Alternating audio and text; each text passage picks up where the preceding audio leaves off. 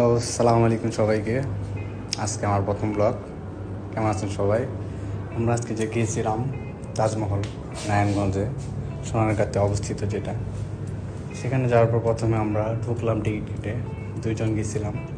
তো আপনাদের প্রথমে আমার এন্ট্রিটা দেখালাম দেখতে কেমন, এরপর সাইড অ্যাঙ্গেল থেকে ভিউটা নিলাম দেখতে কেমন লাগছে। ছোটো হলেও জিনিসটা সুন্দর দেখতে।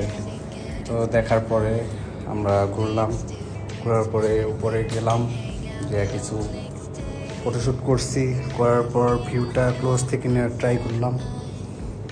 অনেক মানুষ ছিল, কাপল বেশি। তো এখান থেকে চলে যাওয়ার আগে সাইড অ্যাঙ্গেল থেকে তাজমহলটা দেখতে কেমন আপনাদের সাথে শেয়ার করলাম। দেখতে দেখতে আমরা এখান থেকে বের হয়ে যাওয়ার প্রস্তুতি নিয়ে চলে গেলাম। তো যাওয়ার আগে কিছু ফটোশ্যুট করলাম, দেখতে অনেক ভালো লাগতেছিল। তো এরপরে চলে আসলাম একই টিকিটে পিরামিড দেখতে।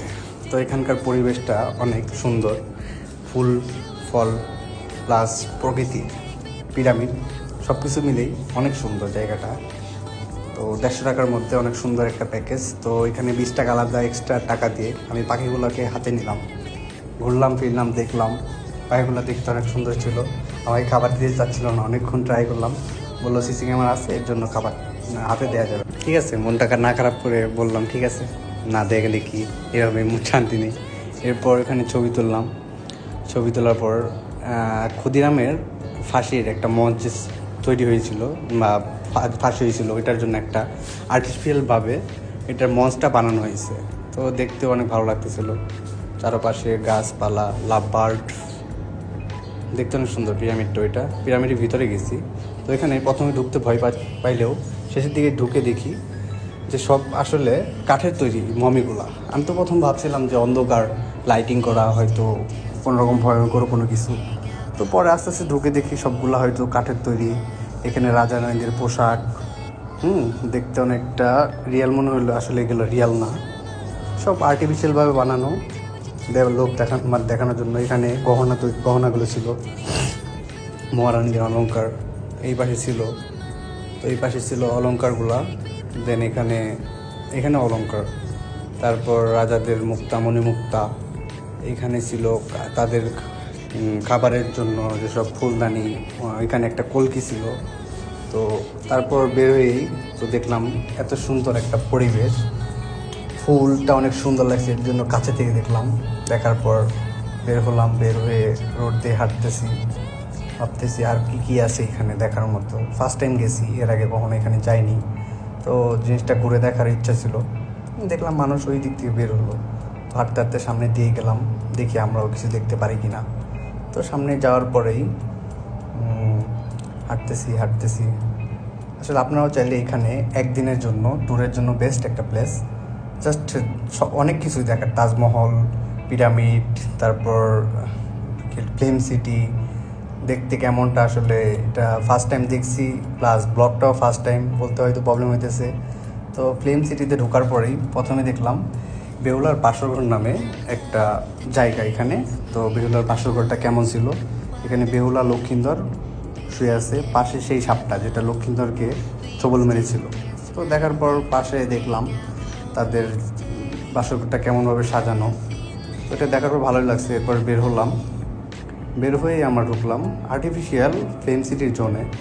তো এখানে ঢোকার পরে দেখলাম এখানে কি ছবি তৈরি করা হয়েছে, এটার ছবিতে নাম দেওয়া আছে।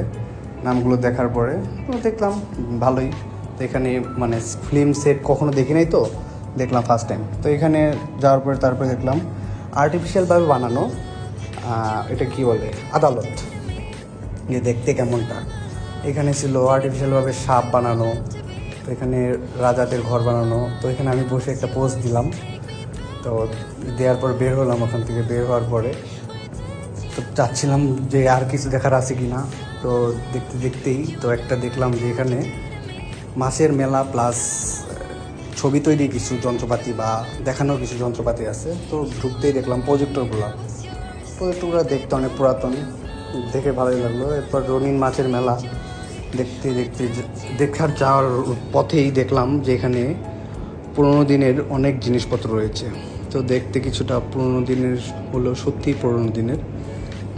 তো দেখতে দেখতে আমরা যাচ্ছি রঙিন মাছের দিকে। তো দেখি আসলে এখানে কি কি আছে। তো দেখার মধ্যে প্রথমেই দেখলাম যে অ্যাকোয়ারিয়ামের ভিতর মাছগুলো। ও ফাইনালি তখন বুঝলাম যে আসলে রঙিন মাছের মেলাটা কেন। তারা লাইটিং করে দিয়েছে, মাছের মধ্যে তেলাপিয়া মাছ রাখছে, নানান ধরনের পুঁটি মাছ, দেন গোল্ড ফিশগুলা, আরও নাম না জানা অনেক কত প্রজাতির মাছগুলো আর কি। তো দেখলাম খুব ক্লোজ থেকে। দেখার পর বললাম যে, জিজ্ঞেস করলাম একজনকে এখানে আর কি কি দেখার আছে। তো বললো যে এগুলাই, আপনারা তো এইদিক সব ঘুরছেন, এত কিছুই ছিল।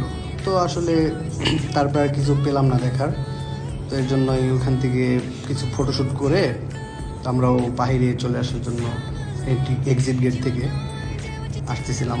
তো ব্যাগে কিছু রেখে গেলাম টুইস্ট, যেগুলো হলো এখানকার কিছু ভিউ বা ফটোশ্যুটগুলো এখানকার রেখে দিয়ে গেলাম, দেখবেন।